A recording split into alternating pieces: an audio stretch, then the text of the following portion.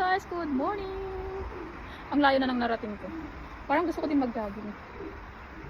Tahimik dito. Kundi lang ng iba yung narinig. Kasi ilalim nga pala ako ng tulay guys. Malayo-layo na rin to. Ang sarap magmuni-muni dito. Nagbaon na ako ng tubig. Magbaon sana ako ng kaso napapinaw ko ng umaga. Buti nga ano. Dito medyo makulimlim siya. Pero sa labas ay mainit na.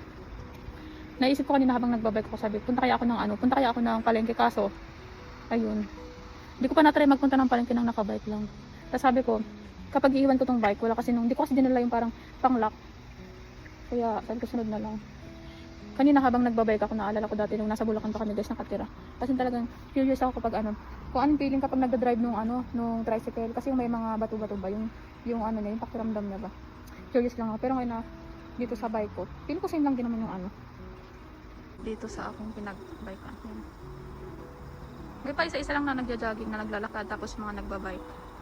Itong park na to guys, as in talagang sobrang haba. Magkakarugtong guys. Maski dito sa pinupuntahan namin, maski nga sa dati namin bahay guys na may park doon. As in magkakalugsong siya. Yan, napakatahimik. Hindi ko pa mapalitan yung hindi ko pa malinisan yung sa bike ko guys kasi nga kinakalawang na siya. Hindi pa ako nakakabili ng panglinis. Yan.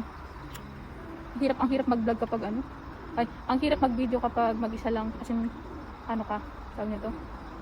Anong tawag nun? Sariling sikap.